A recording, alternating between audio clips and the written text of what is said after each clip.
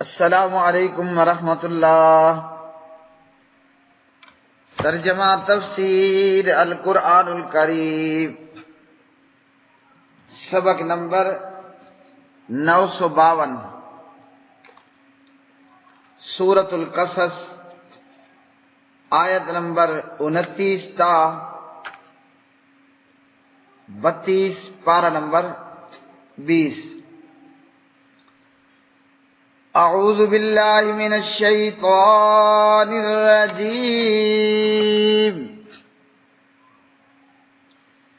فلما قضى موسى الأجل وسار بأهله آنس من جانب الطور نارا قال لأهلهم امكثوا إني آنست نارا لعلي آتيكم منها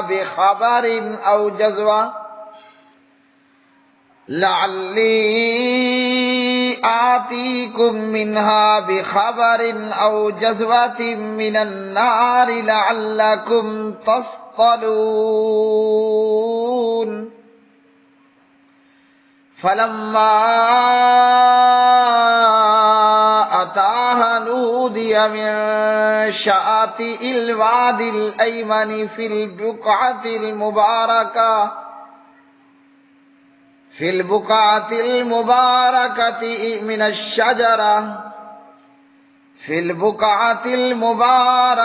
من الشجرة أن يا موسى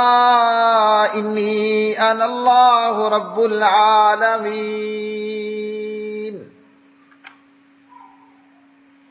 وأن ألق عصاك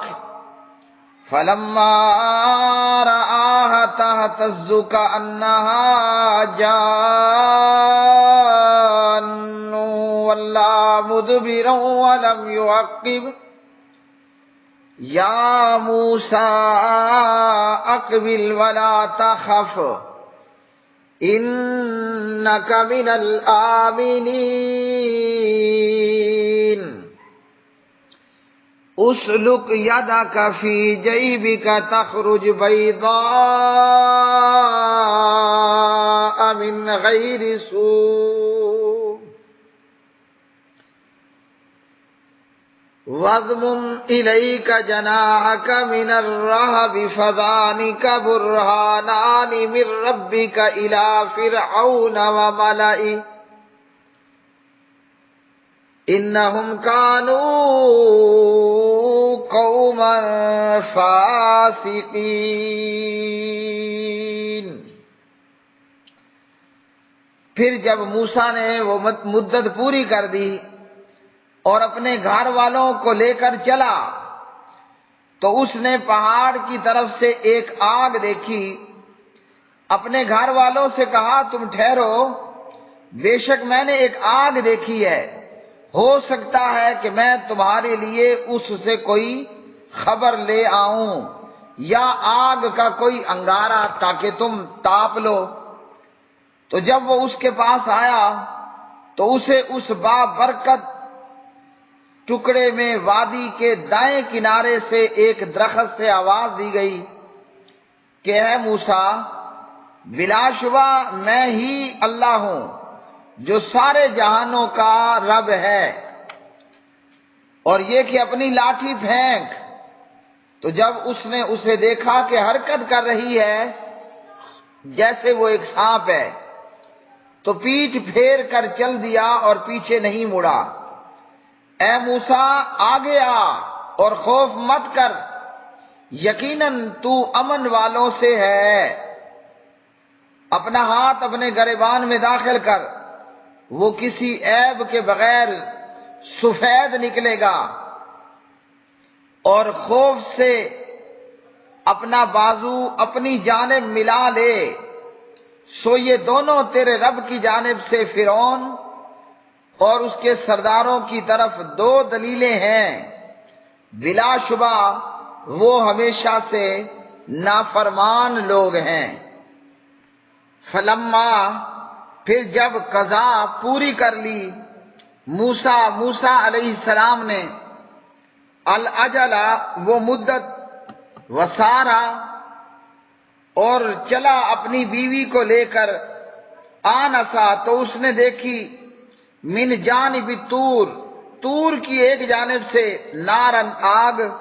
قالا اس نے کہا، لِأَهْلِهِ اپنی بیوی سے، امکثو تم ٹھہرو، انی بے شک میں نے، آنست دیکھی ہے، نارن آگ، لعلی شاید کہ میں، آتیکم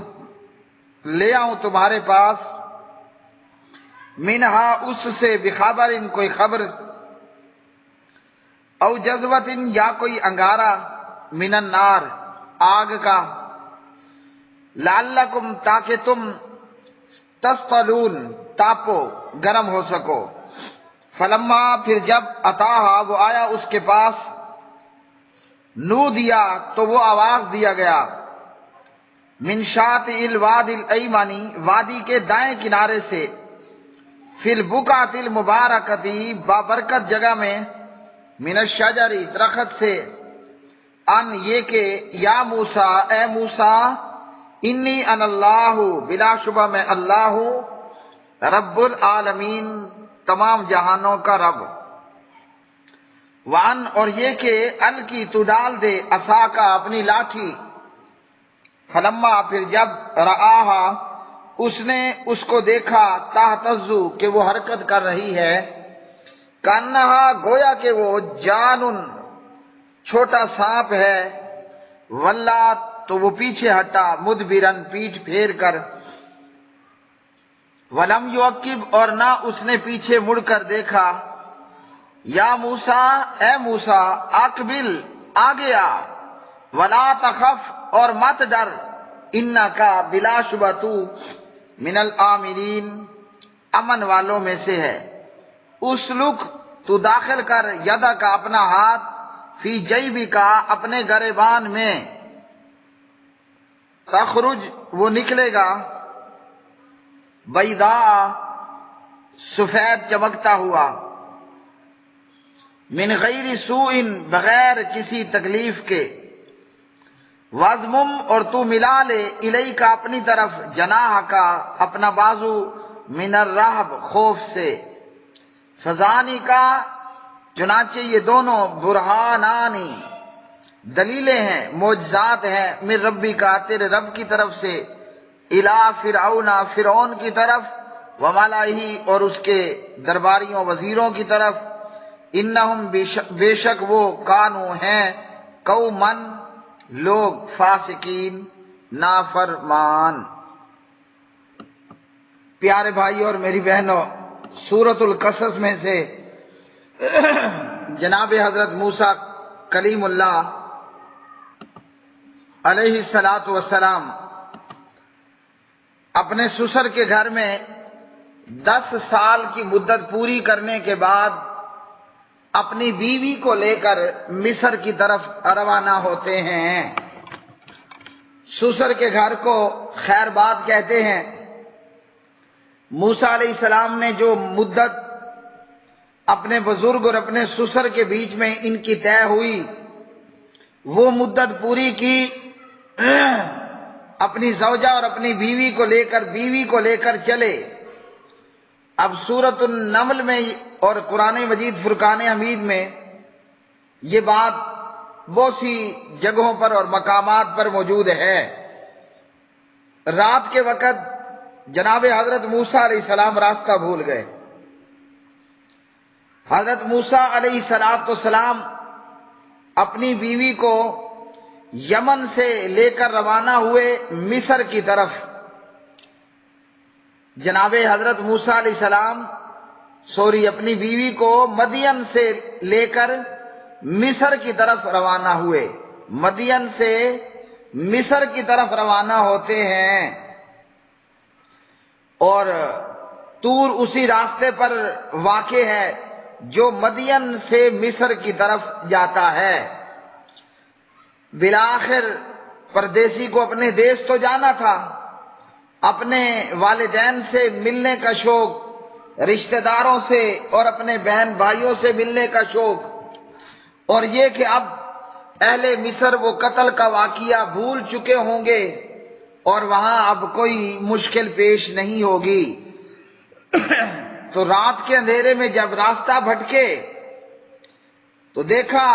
حضرت موسیٰ علیہ السلام نے کہ دور پہاڑ کی طرف سے ایک آگ ہے۔ بیوی سے کہا کہ تم یہاں ٹھہرو، میں نے وہاں آگ دیکھی ہے، وہاں سے کوئی راستے کی خبر لے آؤں یا کوئی انگارہ لے آؤں کہ سردی کی رات میں تاپ لو، گرمی حاصل کر سکو۔ یہ کہہ کر حضرت موسیٰ علیہ السلام آگے چل پڑے اور بیوی کو پیچھے رکنے کے لیے کہا۔ تو جب موسیٰ علیہ السلام اس بابرکت حصے میں وادی کے اس ٹکڑے اور کنارے میں پہنچے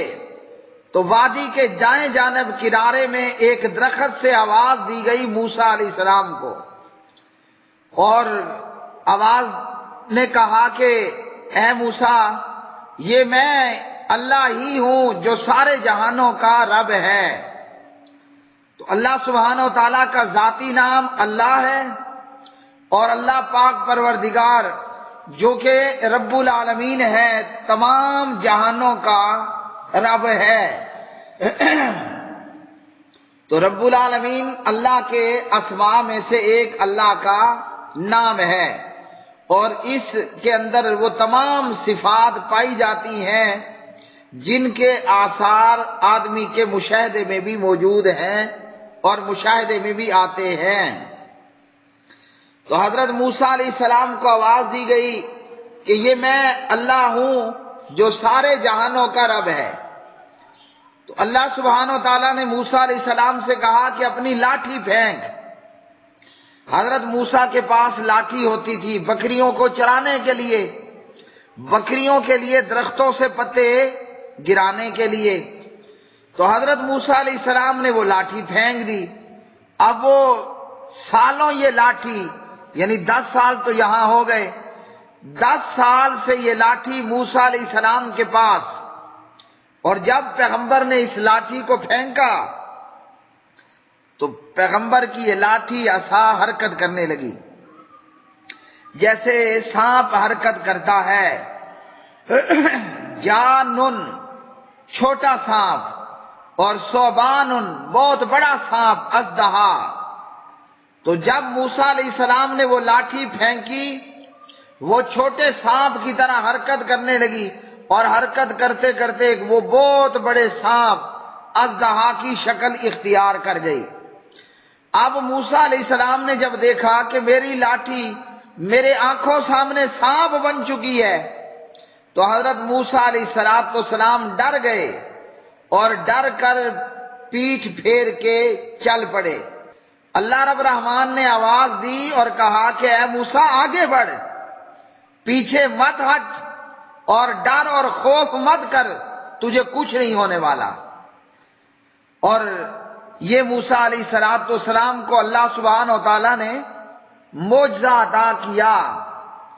تو جب موسیٰ علیہ السلام اس لاٹھی کو دوبارہ اٹھاتے وہ اسی طرح لاٹھی بن جاتی، اور جب پھینکتے تو رینگتا ہوا سانپ بن جاتی۔ اللہ رب الرحمن نے موسیٰ علیہ السلام سے کہا کہ اپنے ہاتھ کو اپنے گریبان میں داخل کر، اور وہ بغیر کسی عیب اور بیماری کے سفید چمکتا ہوا نکلے گا۔ تو پیغمبر موسیٰ علیہ السلام کا دوسرا معجزہ، جب اپنا ہاتھ اپنے گریبان میں ڈالتے وہ سفید چمکدار ہو کر نکلتا، اور اللہ نے کہا کہ تجھے ڈر اور خوف محسوس ہو